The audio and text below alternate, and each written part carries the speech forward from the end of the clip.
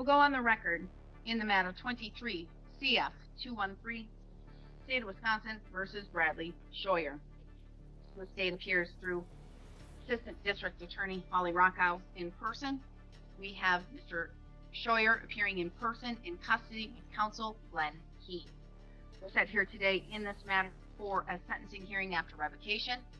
Mr. Scheuer was placed on probation after he pled guilty back on September 3rd, 2024 to one count of possession of a firearm by a convicted felon. 3 days after he was placed on probation, he was put into custody for another serious offense in which he was just recently sentenced.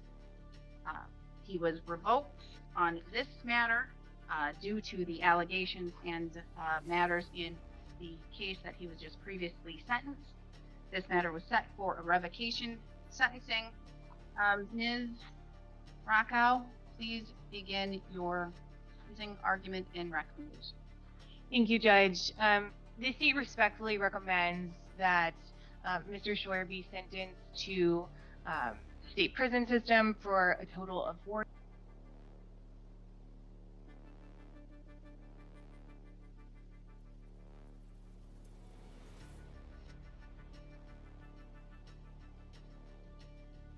years, with 2 years of initial confinement, 2 years of extended supervision.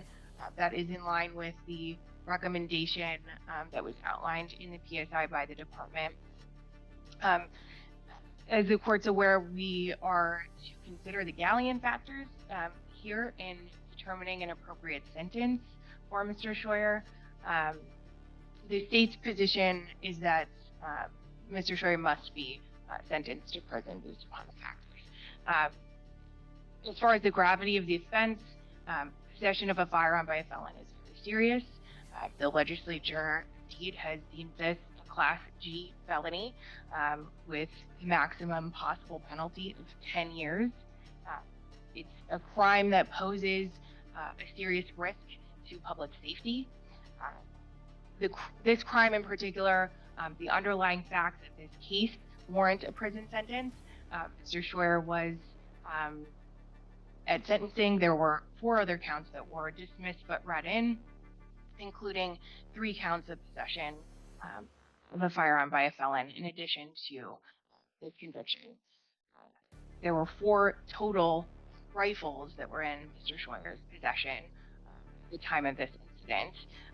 And on the date of that arrest, he admitted, and in fact one was in his direct control, very nearby to him, and he had admitted to law enforcement to having handled that firearm in particular on that date. He also had a knife concealed in his possession. Mr. Keene. Your Honor, I do have one character witness.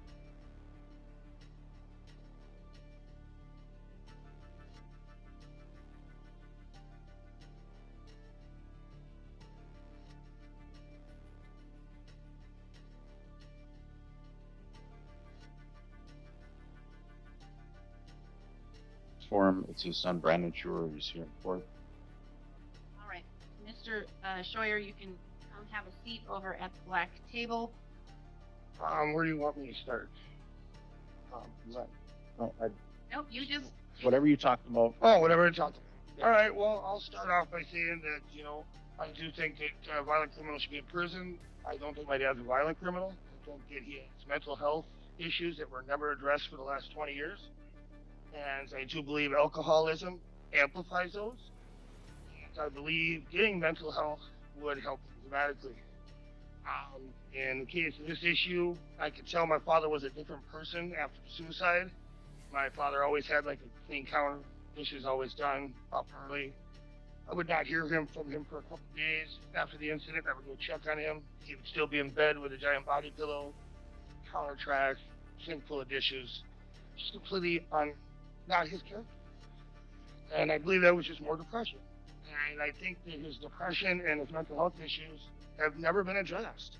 And he's constantly been incarcerated and never gotten help that he's needed. And I think getting him the help he needs is a big step. Is he going to have to be in prison? Yes. But just locking him up isn't going to help him. He needs to get help. And I wish the court system would help more people in this case. It's an epidemic in this country where people are just locked away when they have issues, and we don't address the mental health issues that we need to address. 3 of those guns that were locked in the shed on the day of that incident were mine for deer hunting. I had them locked in that shed. I believed I had the only key to that shed. I was unaware there was a second key. The .22 firearm that was used in the incident, to my knowledge, was used for protection against bears.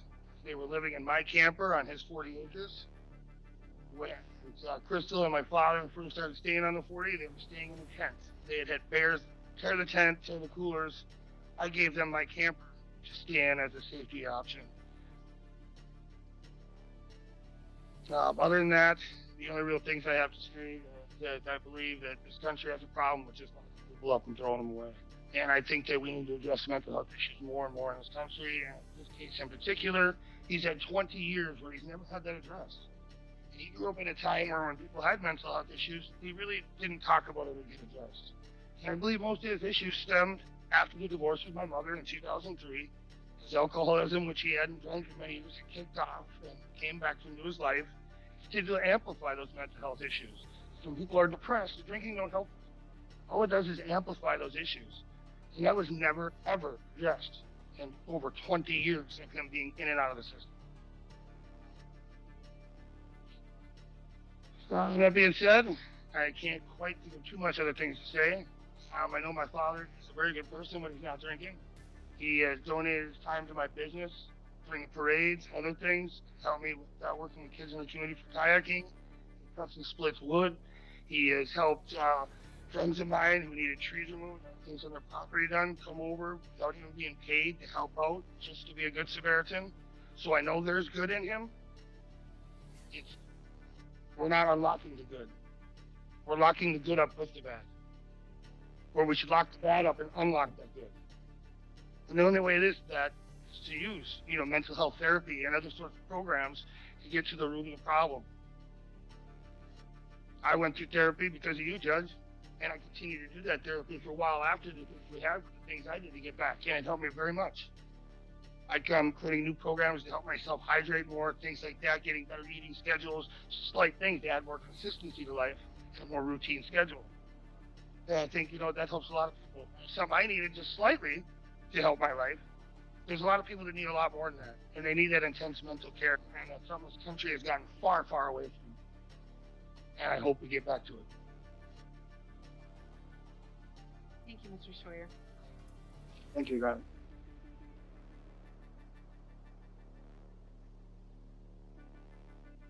Mr. Keene? Yes, sir. When we look at this case and sentencing and the factors, I think a couple of things to note. Well, I won't speak seriousness of crimes because Mr. Sher does have a lengthy criminal record. Most of it is for, substance abuse related issues, but we've seen that on pages 24 and 25. So, I won't dispute that. However, when you look at the character of the defendant, I would note that when you look at the offenses that day, his son had just talked about how, the 3 of the firearms were his, and it was, placed on 40 acres. He said that they were encased. I would note that my client on the day he was charged, had contacted law enforcement. He, pointed out, the weapon was not, was set by the vehicle when law enforcement arrived. He's not brandishing it, and son had just testified that 22 was, for, protection of bears. If 22 is usually a weapon, or, if you go and try and rob somebody, 22 is the first choice.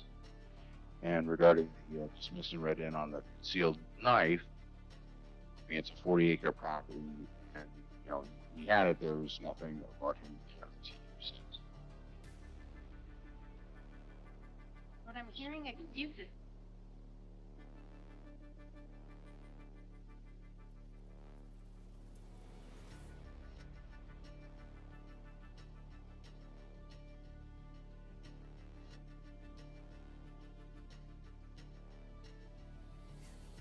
He's a felon. He's a felon. convicted felon, and I'm hearing excuses, even in your defense argument, they're excuses. I see them as mitigating factors rather than excuses. There's other things to use to protect against bears. I've done it myself. I've grown up in bear country myself. I don't carry a 22 or a knife. There's bear spray. There's crossbows. There's other things that felons can use and carry. It's an excuse. And this guy has the firearm was owned by the person who lived there. Yeah, but I get that when you live with a felon, and the person you live with has a firearm, it tends to put you in an untenable situation. And he admitted to operating it. Right, moving it. Yeah, But I think we did point out my needs is that, the alcohol and counseling needs, and he did talk about one of the things looking at revoke is that, unfortunately, mental health needs did increase after that because his son did describe a change in my client's behavior after his then girlfriend, unfortunately, took her own life that day. And, that obviously contributes to a downward spiral as well. And I would note that, when you look at protection of the public, I would note that, he already, for the offense he was, for the, pledged in his court, he already had a 9-month sentence. And I think that, allowing him to be closer to his son and the community would probably do more in the long-term effect community than sense that housing again, which is what his son was saying, because it's just counseling and other needs. So the offender thinks that a reasonable sentence would be 9 months of custody. He already has a 9-month sentence in 24 CF 202. So if you sentence him consecutive to that, then he's still closer to his family and other things, and hopefully can address his needs. And if you qualify for Cuba, he'd be in a confined setting. So obviously, if you're having to go to and from jail or report on monitor, that would be a way of sobriety because when the charge was revoked, he admitted to having alcohol that day.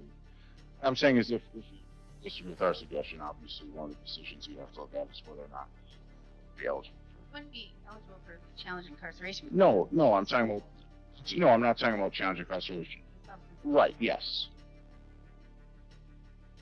Okay. Right. No, I'm aware that he's 2.5 decades too old for challenge incarceration program. All right, thank you. Mr. Scheuer, now is going to be your opportunity to tell me your side of the case, if you wish to. Anything that you would like me to know about this case, about this matter, about yourself.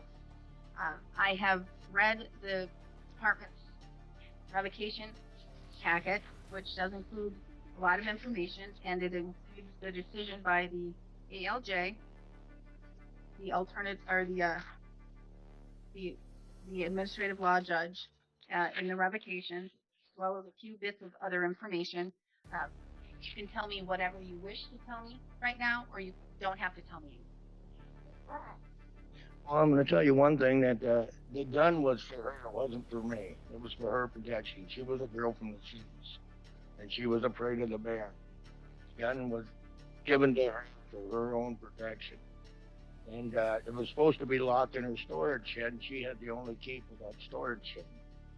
I don't know how the gun got. Obviously, she went and got the gun, plain and simple. I didn't know. I was at work, and she dropped me off. I worked at the 10th hole. She dropped me off, and then she picked me up. And then when we went home, that's when she went in and brought the gun out, plain and simple. But otherwise, yes, I myself believe I have post-traumatic stress. I was in shock. I never would want to witness anything like this in my life again. I feel sorry for vets. Going to war and watching people's eye. I love that woman. Loved her to death.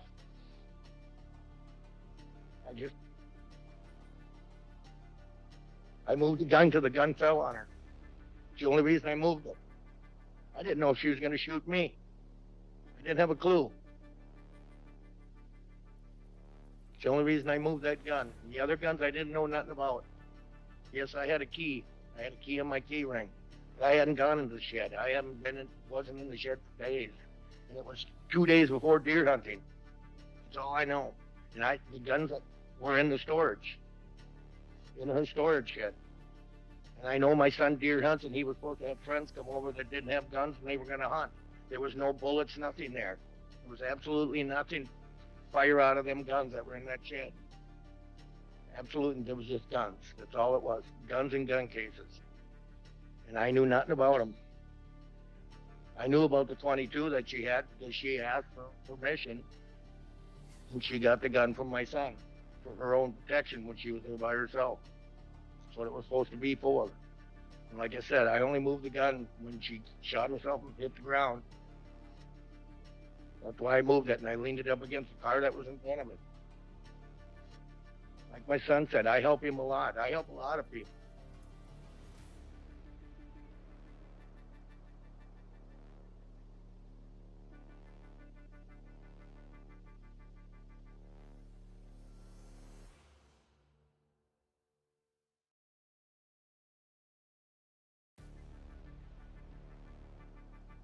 Even after jailers here, I'm cleaning all the time. I ask to move to different cells just to go clean them because they're not clean. I help a lot of people. I buy canteen for people. I'm not a violent person. Yes, I do have mental issues. And with that, yeah, I probably have drank. I started alcohol. I was sober for 24 years.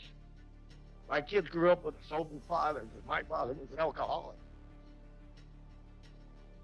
So when my kids grew up, I didn't drink. But when my wife divorced me and I ran through the coals, I started drinking. That's when I started drinking in 2006. If you look at the records, that's when all my problems started. And with that, that's all I got to say. How many sheds were on that property? Huh? How many sheds were on that property? One. I just got multiple stories about the key or who had keys and who had access with that. First, you said she was the only one that had a key. No, that was her storage shed in town. She had a storage shed in town with all her stuff, and she was the only one with a key for that shed. That's where the guns were stored. Was in the shed in town. That's where your son's guns were stored? Yes. The guns that ended up on the property were in that shed. All of the guns that ended up on your property where you resided in that camper were originally in a storage shed in town. Yes. But somehow they ended up all on your property on the camper. Because deer hunting was coming and she brought them for my son to go deer hunting. That's how they ended up there. Because it was 3 days before gun season. 2 or 3 days before gun season. It was on a Wednesday. And they were getting ready to go deer hunting. And then they were placed in another shed that you had the key. That key was on my key ring, yes. You. But I didn't know the guns were in the shed. I wasn't home when the guns were put there. Then how did they get into the shed if you... I'm assuming Crystal brought them over for my son to go deer hunting. If you were the only one with the key... No, I wasn't. The shed at my house, no. I wasn't the only one with a key. I wrote it down. You said, I was the only one. I was on my key ring. No, that's not true. I had a key, and there was 2 other keys for the lock, because the lock was for the shed and for the chain that went across my driveway down on the end. My son had a key to the shed. I heard that, and I knew that. It was his property. No, the camper is his. The property belongs to me. 40 acres is yours. Yes. And he brought the camper for you. So Yes. the shed is yours. Yes. guns in the shed were not yours, but you had the guns in your shed. Yes, But the it- guns were put in the shed, correct. On a Wednesday, and then deer hunting was Saturday.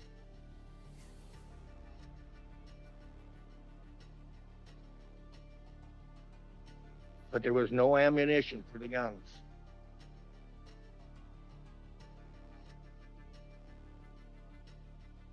Were you and the victim fighting that day? No. No, You weren't drinking together at the 10th hole and fighting? no. Nope. And what happened that day? What happened where she picked you up? Crystal was a very depressed person. She was on a lot of medication, and she was from Minnesota, and she was losing all her medication. She put money in the bank, which I had to remember when I signed the check for forgery, and we got all that settled, because she had a check that she went to bank down here in Siren and was going to deposit because she didn't have an address. So she went down to the bank, Bremer's Bank, is that Bremer's Bank down there, and tried to put that check into the bank, and they told her they wouldn't accept it because she didn't have a permanent address. So she went to U.S. Bank, which her and I had an account together. Then she moved back to Minnesota for her medication to a Jeannie, and I can't pronounce her last name, house, and changed her mailing address. That's how Crystal's daughter got the statements for the bank, which she put the money in U.S. Bank, and U.S. Bank wouldn't let her take the money out because she couldn't establish a address. Again, I don't understand how this happened, because here we have a day, okay, Yes. where we have the victim dropping you off at the 10th hole to work. Yes. And then you In the morning, and then she went to the food shelf to help at the food shelf. softly, and then she dropped you off at the 10th hole, Yes. and she went back and did whatever she was going to do that. Yes.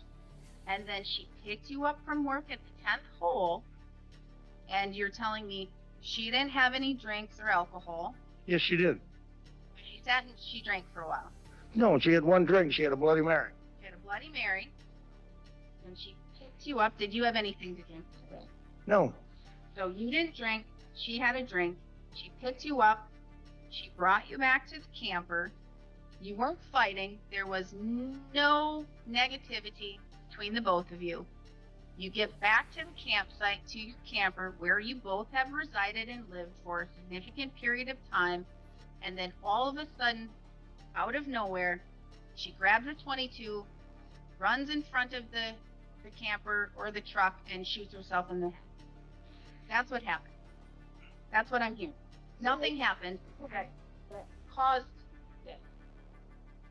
When we were at the 10th hole, there was a girl in there that had black curly hair like Crystal used to have. She used to have long black curly hair. Well, she cut all her hair off, and it was pure white. It turned gray. Well, this girl had the same kind of hair that Crystal had, and she had a low-cut shirt.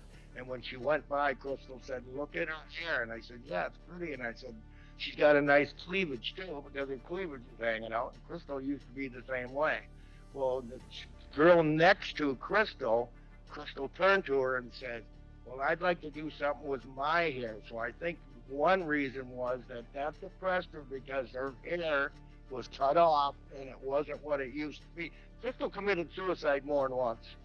I saved Crystal twice before this. One time she took a bunch of pills when we were living in Burnsville. It doesn't make sense. It doesn't make sense. She was a depressed person. Stuff here, I think we're getting a little, we're simulsensing for having a firearm, and now it seems like the court is moving to trying to investigate.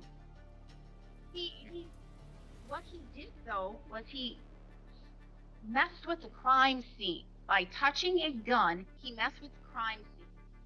I'm not trying to go into anything. There were allegations, or there was discussion on whether or not there were facts for a homicide, Mr. Keene, before you were even involved. That was part of a plea deal with the original attorney that homicide would be forever off the table as part of the plea deal. The court said that can't happen. That's against public interest. That Right. can't occur. So then that was removed as a plea deal.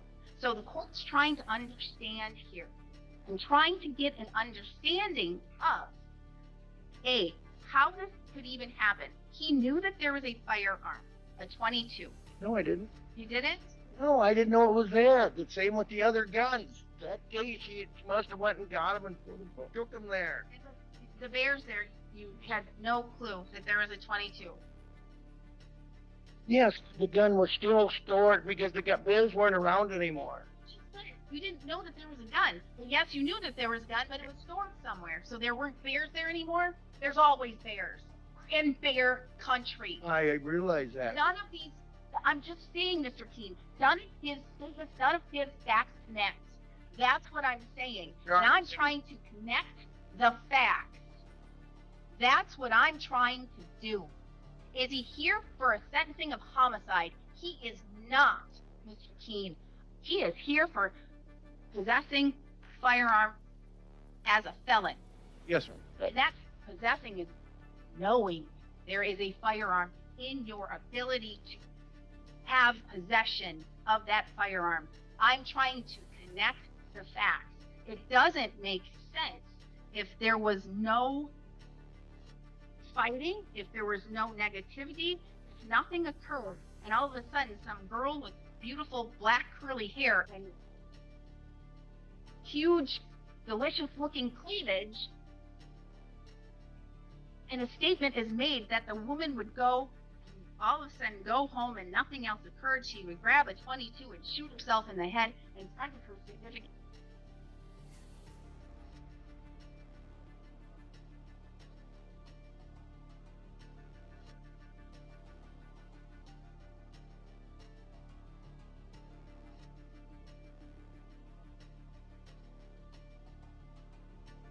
And other without statement made. It makes no sense. And then the defendant altered a crime scene. He manipulated a crime scene by taking a gun from a person who apparently, allegedly, committed suicide. He took a gun and moved a weapon. He touched evidence. You do not touch a crime scene, whether it is determined a suicide or it is determined to be a homicide. It's not Mr. Scheuer to determine. It is for the police to determine, and they were not given an opportunity to make any determination, and because he altered it. He altered the evidence. There are people panicked various times and react and Exactly, but they cannot. You cannot touch evidence in a scene. And here's the thing, again, digressing, I'm getting to trying to figure out that day and what happened and why we are here and what I am sentencing for. It is not simply a felon possessing a firearm. And as you stated, and that was part of your argument, there's bears. So you need a gun to protect yourself from bears. And that's why he had the knife, because he needed to protect himself from the bears. the knife wasn't about the bears. It was just, if you're on a working property, 40-acre property, you're probably going to carry a knife, have a knife on your property, your country. The branches, whatever. Just making a point that, although it was a dismissed right in charge, there's a difference between carrying a knife in town and around people versus having one on your own property. I get that, and I understand that.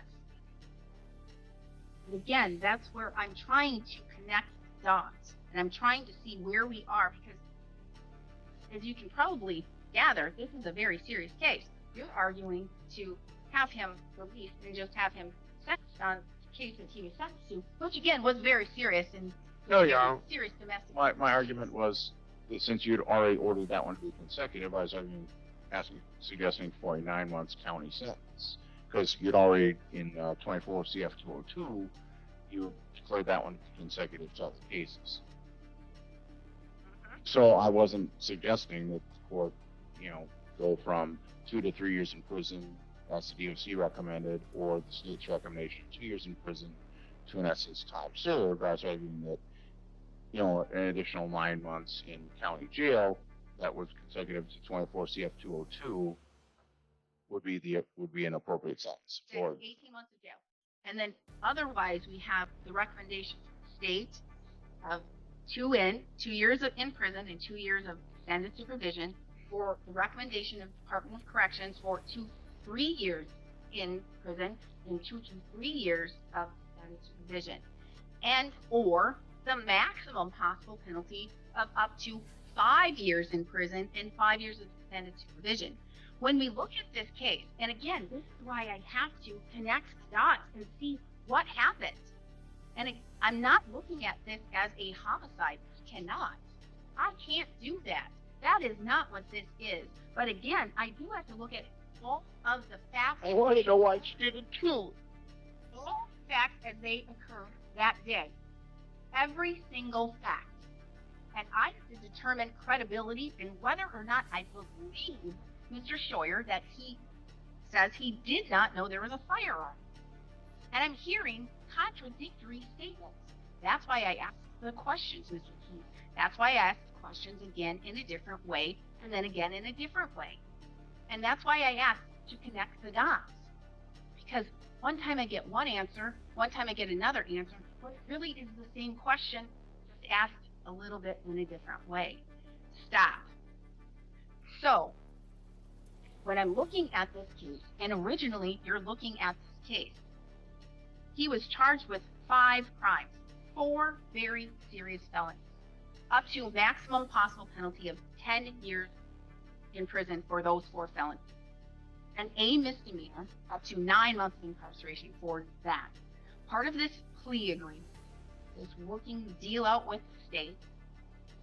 You got a really good deal here, because the agreement called for pleading guilty to the 1 possession of a firearm as a convicted felon, and the rest would be dismissed and read in. So the maximum possible penalty hanging over your head is no longer 40 years and 9 months.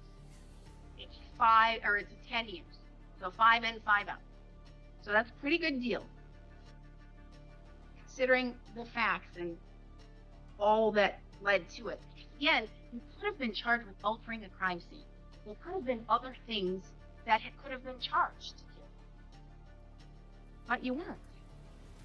And I understand where Mr. Scheuer is coming from that day of state.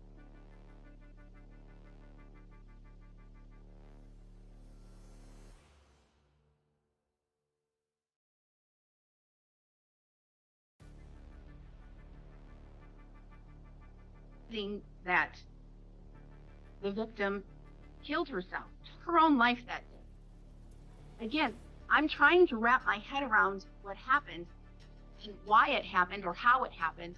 With the facts I have, I can't. But what I have to wrap my head around is the actual charge that I have in front of me in that conviction, possession of a firearm, convicted felon. I do believe that you knew that she had that 22. I fully believe you knew she had that 22. I fully believe that you had access to that if you wanted to. You were in a very significant relationship. As you said, you loved her dearly. Seriously loved her dearly. I don't know if you love her now. I don't know if that was your statement. And you're showing emotion as to her death. And I believe your son Brandon when he says that he sees mental health issues in you. I fully believe it. And I remember Brandon a little bit from a few years ago. I haven't seen him in front of me, so I'm going to guess that he's done a lot of good things with his life. He's made changes and he's doing well. I believe him when he's saying he wants you to do better, Mr. Scheuer. And I believe him when he's saying that he sees a change from when you were raising him and when you were with his mother versus when the divorce occurred. And the last case, in which you were convicted in 24 CF 202 with the individual that you said wasn't your girlfriend, but she thought she was your girlfriend, and that was a domestic abuse incident. It wasn't charged as domestic abuse, but that was a violent act against another woman, against a woman there too, against a person. And mental health issues most likely were involved in that as well. I do believe that you do need assistance, you do need help, you need someone to provide you with the guidance and the therapy. I don't know how to do it. It's not just AODA, it's not just AA, and it's not just abstaining from alcohol. You have significant criminal history as well. And that comes into play. So I do believe that prison is appropriate in this matter. So what I'm going to do is I am going to sentence you to 3 years of initial incarceration, 5 years extended supervision. I will make you eligible for the substance abuse programming after 1 year of incarceration. I'm ordering that while in prison you engage in mental health treatment, mental health programming. You have a mental health assessment and follow through. You have an AODA assessment and follow through. No contact with victim's family.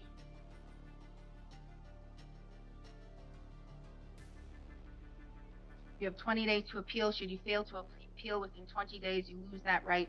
This is a felony. No use or possession of a firearm for life. No voting in any election until your civil rights are restored. If you would like to use any type of weapons, you can hunt. You just cannot use a firearm. You can use a crossbow. You can use a pellet gun. You can use those types of things. You cannot use a firearm. And as far as the knife goes, I'm not the legislature, didn't write that. Whether or not I think that is an accurate law or how it is written, I can't say. I'm not the legislature. But unfortunately, you cannot even have a knife in a pouch because you're a felon. Cannot even be in a pouch. And this is consecutive to your other sentence. No alcohol, no drugs. So absolute sobriety.